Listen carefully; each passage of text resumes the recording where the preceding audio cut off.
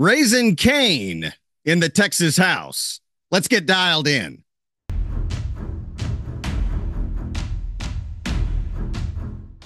Hello and welcome to Texas Talkin. Today, we have a very special guest, a sitting Republican member of the Texas House. Let me introduce you to someone who's turned Austin's political swamp into his personal Alamo. His name is Briscoe Cain, and he's the kind of politician who makes the establishment sweat and regular people cheer.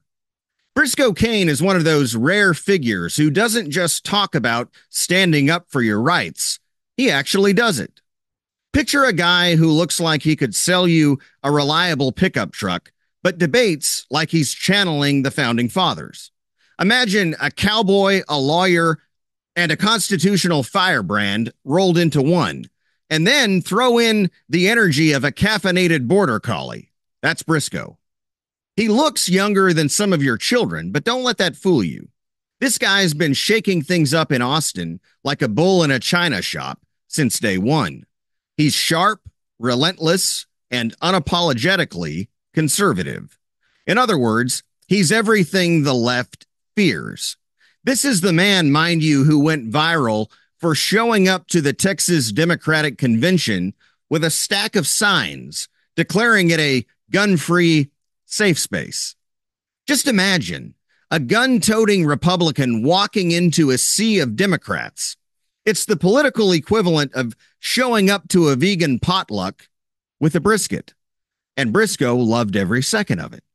Born and raised in Deer Park, Briscoe isn't some Ivy League elite who stumbled into Texas politics. No, he's homegrown, rooted in the values that built the Lone Star State: faith, family, freedom, and a healthy distrust of government overreach. He's a husband, a father, and a proud defender of the Second Amendment. But what makes Briscoe Cain truly stand out isn't just his principles, it's his attitude. Briscoe doesn't just fight for conservative values, he does it with a smile. He's not just a fighter, he's a happy warrior. Whether he's defending the unborn, taking on corporate wokeness, or pushing back against overreaching mandates, Briscoe makes it look fun. And isn't that refreshing, folks? A politician who actually enjoys doing the right thing. Of course, the media despises him. They'll tell you he's extreme. Why? Because he doesn't think boys should compete in girls' sports? Because he believes parents, not bureaucrats, should decide how to raise their children? That's not extreme, folks. It's common sense. But in today's political climate, common sense is revolutionary. Representative Cain also came under fire last year, even from me, for voting to impeach our great Attorney General, Ken Paxton. And we're going to talk to him about it. So, what does it look like when a politician does the unthinkable and actually admits to having made a mistake and then continues fighting for and championing the conservative cause? Well, stick around because you're about to find out. And making his debut Texas Talkin' appearance is State Representative Briscoe Cain. Mr. Cain, welcome to Texas Talkin'. Thanks for coming on. Howdy, Shilo. Glad to be here, man. So let's get to the topic that's on everyone's minds right now, and that is the race for the Speaker of the Texas House. What do voters need to know about this, and why should they care about it? Yeah. Well, as you care, because this determines the direction that the Texas legislature is headed, right? We've got the Senate that seems to be pretty good working order. We've got a functioning governor's office, but we have a non-functioning Texas House of Representatives. And so it matters for that reason. But why does it matter is that the voters just sent a message to D.C. in electing Donald Trump that they want Republicans to run things.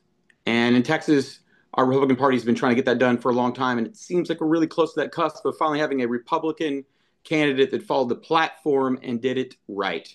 And so I'm sure we'll talk about it. But for example, the Republican Party platform of Texas has, since about 2012, been trying to get the legislature to select a Republican speaker. And beginning in 2017, rather than be 2016, the summer 2016, the Republican Party convention, they changed the platform plank a little bit, and it called on Republicans following the general election to meet in December to select a speaker nominee by secure secret ballot and to vote for that person on the floor. And so we amended the bylaws in 2017 for the caucus, and this time we finally did it. Right? We meet, and David Cook's about to be the guy, and several Republicans realize that, and they walk out. They take their toys and go home. What they don't realize is there was really no ability to quorum break. I mean, one, that we didn't drop below a quorum, but the rules were designed so that when the process starts, there's no taking your ball and going home. You can't leave. And in fact, some of the people who walked out were part of designing that process, and they knew better. Isn't that ironic? Yeah. It is, man. But we can do it through some questions and kind of lead where we go on it, buddy. Yeah, and one of the key issues, right, hanging around this sort of dichotomy between Cook and Burrows is that David Cook has vowed to end the insane self-defeating practice of appointing Democrats to committee chair positions, whereas Dustin Burrows has committed to continuing on with that practice, correct? Yeah, and what's funny is a vast majority of states, something like 38 or 40, some very large number of states, the majority party is who becomes the chair. Right? It's not just Congress; it's almost every other state. And so when you talk to other legislators, they're shocked. Like, what? Texas does that?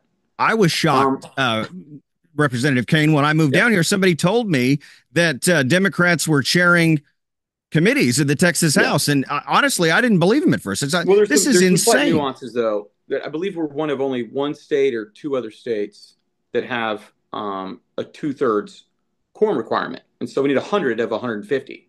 All the other states are halves, and so I guess you have that simple majority, so it's really easy for that simple majority to then run things, right? So if you have 50% plus one, then you guys can not worry about the minority party causing problems or breaking quorum. Whereas we don't have that, right? We need 100 votes to pass this constitutional amendment. Exactly, you got to have 100. It's not 2/3 present; it's 100 of elected, or 2/3 of elected. And so there are some reasons that it's been slow to Texas. But at one point, Texas had 100 Republicans. And they had that, and they still squandered that opportunity. And so we're done. We grew our party, right? When people were saying we were going to lose seats, we gained seats, and it's time we take that momentum and lead. Amen. So ultimately, the question is, does Cook have enough support to make it across the finish line? Yeah, I wish I could give you a positive answer on that. I believe he does.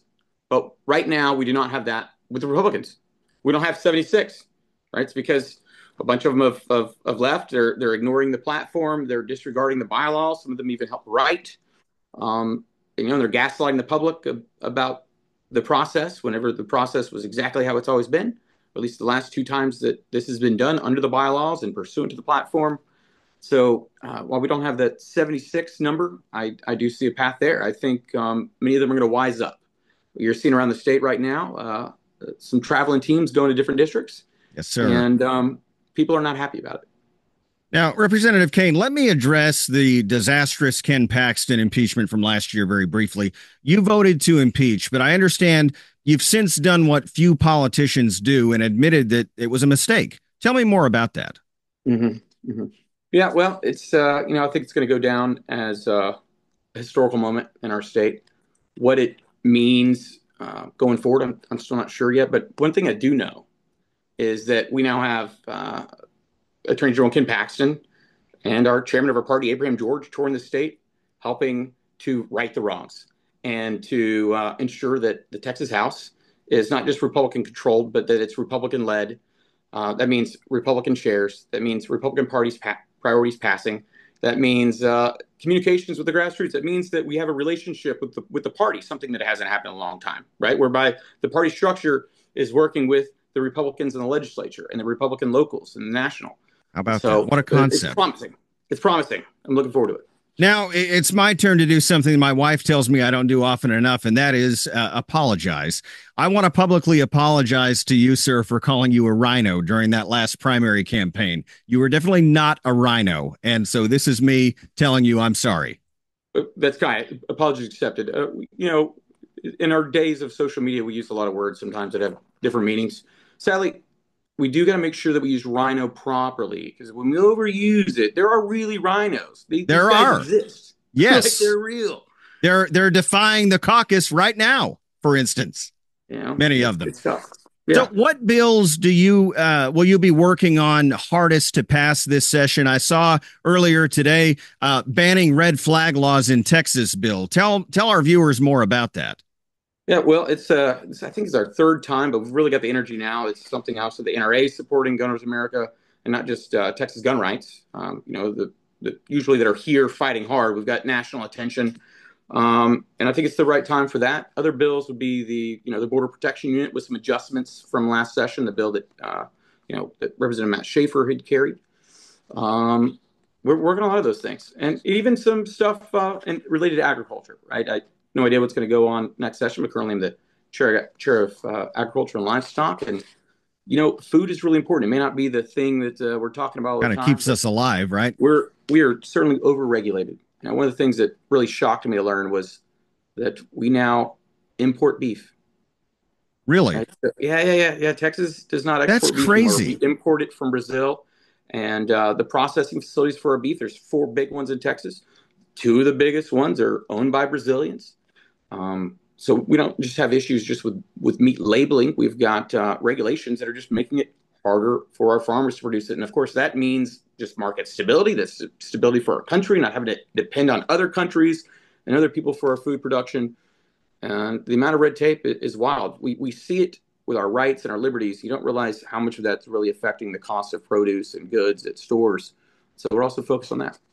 I saw something that Agriculture Commissioner Sid Miller put out recently indicating that Texas is something like the third most regulated state in the nation. And I believe that what you're talking about here plays into that. Yeah, it's really disappointing. So last session I repealed a few things. I was able to repeal the county's authority over slaughterhouses. It's because they already have and no one had batted an eye at it, because they all realized, wait, there's already multiple other layers of regulation that the counties didn't even need that power. And I still think there's even too much regulation on it. I'll give you an odd example, since it might be interesting. If you go to the grocery store, you and I are only allowed to buy grade A eggs. You'll notice there are no grade B eggs for sale for you and I. Restaurants can buy them and make things for us to eat with it, but We you and I can't. aren't allowed to buy it.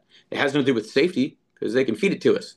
It's a pure marketing gimmick that forces us to buy more expensive pretty eggs than allowing the consumer to decide if they want non-perfectly shaped eggs, essentially is the issue. But that cost obviously gets passed on to us. Weird regulations. That is bizarre. And, I've seen the label grade A, but admittedly, I didn't even know there was such a thing as grade B. So that speaks they to your exist. point. We just know how to buy them. I repealed a statute that essentially made it a crime to transport horse meat between the hours of 9 p.m. and 4 a.m. unless it was individually packaged in 5 pounds or less and properly labeled horse meat. That is bizarre. That used to be a crime. So I want to know, weird rules. Representative Cain, which legislative priorities of the Republican Party of Texas do you see as having the best chance for success in this next session? Yeah. With Trump at the top, I expect some border stuff for sure to be there. And while for the RPT, while school choice isn't one of those top 8 items, I see that as a point of success. I think it's revolutionary for those things. What's your top pick? Well, I think we need to address closing our primary. So election integrity, I believe that's one of the pillars underneath election integrity is closing the primaries. I think we need to take a harder look at our energy infrastructure here and address that. And then, of course, as you mentioned, the border. Those would probably be my top 3. For energy, there's been some good movement on nuclear, and the technology is getting better. As I understand it, there's some research going on at Texas A&M University right now with a nuclear reactor that essentially, I don't know, it's about the size of a small filing cabinet. You can just turn it off and on if you need to shut it down. Like that, no issues like that. And they're starting to build some. We're also getting some desalination plants that are starting to be developed by looking to other countries who've done it right, like Israel knows how to do it, and they're doing it efficiently. And hopefully we can get some good thermal energy and stop depending on And that. really, I would think nuclear is kind of the way to go with respect to energy. I think that's a largely untapped resource for many reasons, but Yeah, it's something we should definitely take a it's strong an look at. amazing form of energy. Sadly, the Germans got rid of it. They used to export energy, and now they import their energy because they shut all their nuclear down. They're morons. And there's just too many myths out there and theories about how dangerous it is. And the issues that have happened have been from communist regimes that didn't know what they were doing There and you they didn't have run it. them correctly. And so we know how to do it. Let's get back into that and make our energy free and independent again for sure. So as we close out our discussion, we're about action on this program. What can people do if they want to have an influence or have a say in this Speaker of the House race? Yeah, it's really simple. You just got to hold your representatives' feet to the fire. Either they are following what the platform said and the bylaws, which is literally David Cook at this very moment is the official endorsed speaker candidate. He's also the only one that meets the qualifications to be the candidate on the Republican Party platform. That means there's only one Republican candidate. That's it. It, That's our nominee. If this was a general election, we're going, what are you doing? You can't be on the ballot. There's only one Republican. This is over. And so remind them that that's what it's about. People get off into some strange weeds and maybe want to talk about voting records or something like that. And look, if you go to Rice, I think you'll still find where Cook stands. He's above the middle of the caucus. So, which is neat that theoretically we'd have a Republican speaker who's more conservative than half the caucus. That'd be wonderful. Normally you might find them being somewhere in the middle because obviously it's a compromise candidate for the majority party. But he's to the right of even that. Bottom line is the party platform says this is how it's done. We did that. That's the candidate. That's it. Any other vote is a problem. Be a Republican. Vote for a Republican candidate. Simple concept. Simple concept. And you would think very easy to grasp, but apparently wildly unattainable for some folks. And I hope they come around. Where can people go if they want to learn more about you, Representative King? It's pretty easy. If you spell my name right, too hard. You can find me anywhere at briscoecain.com or any other social media platforms as Briscoe Cain. While I do have a son, Quattro, and my dad's a junior, I think I'm the only one that you'll find out there with a footprint. So well, I will see you hopefully up in Austin next week. I'll be there for opening day. Looking forward to it. And sir, thank you for coming on and spending some time with us. Yeah, you got it. So my office is E1420. You or anyone else is in the building, come on by, hang out. We've got plenty of seating room. If you can't find a spot in the gallery, we've got places for you to hang out here in the office.